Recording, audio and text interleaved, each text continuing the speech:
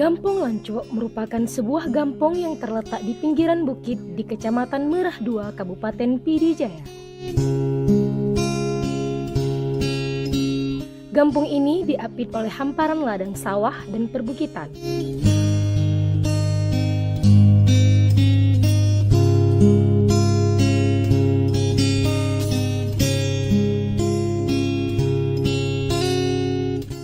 Dengan memiliki pintu irigasi yang besar dan pengelolaan yang baik, kebutuhan akan air terhadap pertanian dan pemukiman mampu tercukupi setiap harinya.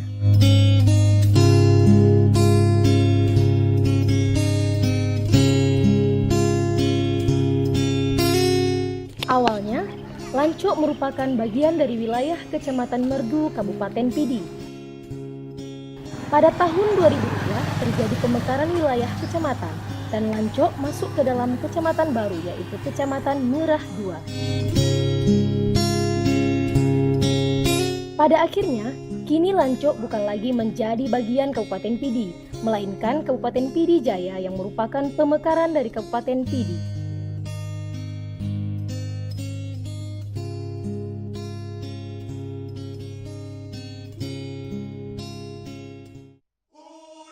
Dengan luas 116 hektar, Gampong ini memiliki wilayah perbukitan dan persawahan yang lebih luas dibandingkan wilayah pemukiman. 497 jiwa penduduk yang terdaftar dalam 135 KK tersebar ke dalam 4 buah dusun yang ada, yaitu Dusun Timu yang di dalamnya terdaftar 21 KK, Dusun Tunong terdaftar 43 KK, Dusun Barat 45 KK, dan Dusun Pante terdaftar 17 KK. Menurut tingkatan umur, Gampong Lanco memiliki 47 jiwa balita, 410 jiwa usia produktif, dan lansia sebanyak 40 jiwa. Secara geografis, Gampong ini berbatasan dengan Gampong Menasakulam di sebelah utara, Relet Ulim di sebelah timur, Sungai di sebelah barat, dan sebelah selatan berbatasan dengan Gampong Senong. Memiliki hamparan lahan persawahan yang luas, maka tidak heran mata pencarian utama masyarakat Gampong Lanco adalah sebagai petani. Menurut data rencana pembangunan jangka menengah Gampong, sebanyak 350 jiwa masyarakat Gampong Lanco bekerja sebagai petani dan peternak, 9 orang PNS, 4 orang tukang, 4 orang guru pengajian, dan 2 orang buruh.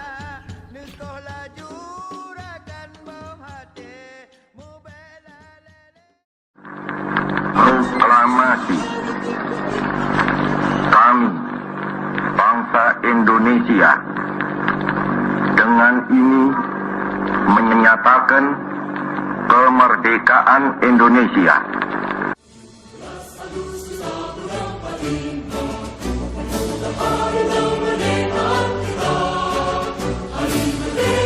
Melihat sejarah setelah kemerdekaan RI tahun 1945, Gampong Lanco sudah mengalami beberapa kali pergantian kecik hingga sampai sekarang menjabat sebagai kecik, yaitu Bapak Ramli Abdullah.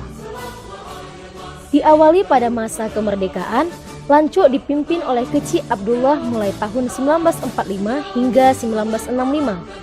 Setelah itu, Lanco dipimpin oleh Kecik P.A. Hamid dengan masa periode jabatan tahun 1965 hingga 1977.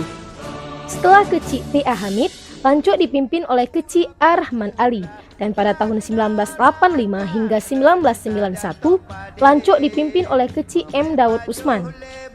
Selanjutnya, Gampong Lanco dipimpin oleh Kecik Abakar Harun pada tahun 1991 hingga 1997. Pada masa konflik, Lanco sempat mengalami kekosongan jabatan kecik. Namun dengan kesabaran dan kegigihan masyarakat, mampu menjalankan roda pemerintahan Gampong dengan baik. Hingga pada akhirnya, tercapailah sebuah kesepakatan yang berbuahkan sebuah perdamaian di Aceh. Dan pada tahun 2006, Lanco kembali mengangkat seorang pemimpin, yaitu Kecik Sofyan Haitami yang menjabat hingga 2012 dengan masa periode 2 kali jabatan. Dan yang terakhir adalah Kecik Ramli Abdullah yang hingga sampai saat ini memimpin Gampong Lanco. Pembangunan pertama kali menurut sejarah Gampong adalah pembuatan menasah kayu pada masa penjajahan Belanda dan renovasi menasah kayu pada tahun 1974 di bawah pimpinan Kecik P.A. Hamid. Sebagai sebuah bukti sejarah, pada masa perenovasian Menasah tersebut diambil sebuah kebijakan, yaitu tetap digunakannya 2 buah pilar utama Menasah pertama, sedangkan kayu-kayu Menasah lainnya telah diganti dengan kayu yang baru. Dan pada tahun 2002, Menasah kembali dibangun secara permanen.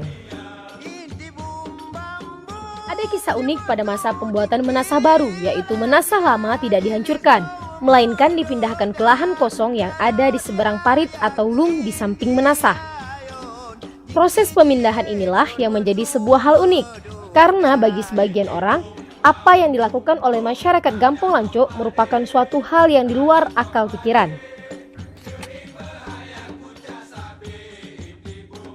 Menasah lama yang terbuat dari kayu secara utuh dipindahkan masyarakat dengan cara gepubui, yaitu dengan menggelincirkan tiang-tiang Menasah di atas lintasan kayu yang telah dijadikan jembatan parit sehingga Menasah dengan mudah didorong secara beramai-ramai menuju tempat penempatan Menasah yang telah direncanakan.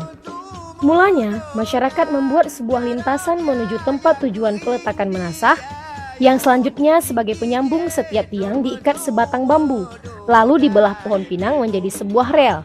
Dan berikutnya secara beramai-ramai masyarakat mengangkat Menasah ke atas lintasan yang telah dibuat dan secara bersama-sama mendorong Menasah hingga sampai ke tempat peletakan yang telah ditentukan.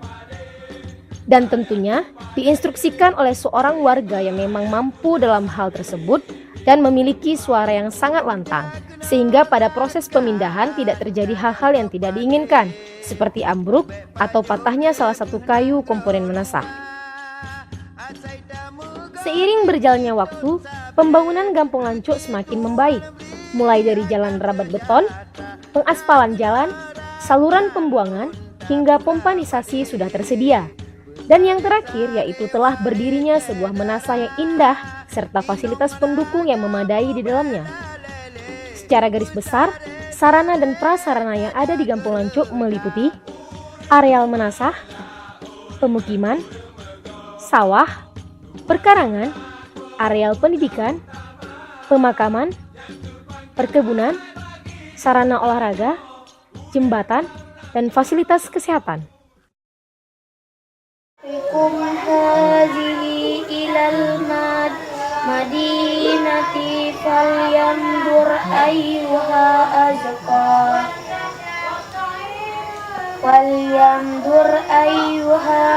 azqa ta'aman falyatikum birizqin minhu.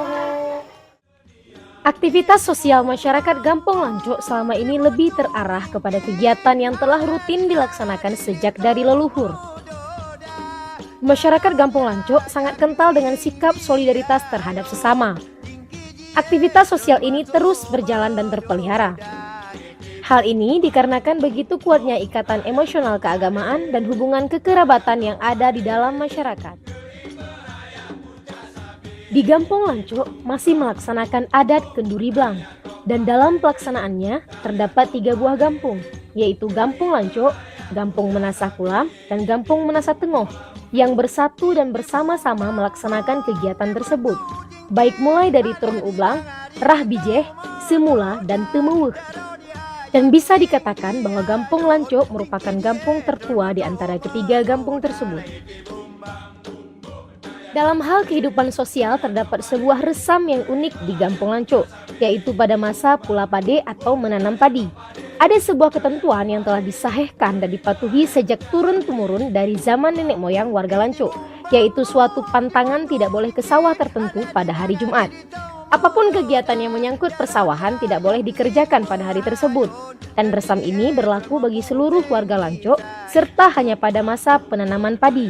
Sedangkan pada masa penanaman kacang, resam ini tidak berlaku.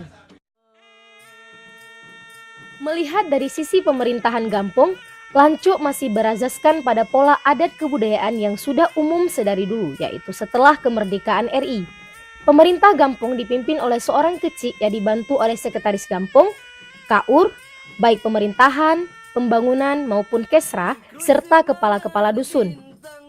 Di samping itu, terdapat pula Tuhaput Gampong yang menjadi sebuah lembaga penasehat yang sangat berperan dan berwenang dalam memberi pertimbangan terhadap pengambilan keputusan dan kebijakan untuk Gampong.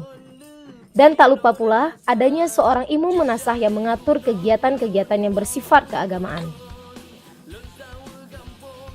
Aktivitas pemerintahan Gampong selama ini dilakukan di rumah kecil, menasah, dan warung kopi, mengingat belum adanya fasilitas sebuah kantor kecil. Namun demikian, segala kepentingan dan permasalahan yang ada di Gampong Lanco tetap bisa diselesaikan dengan baik.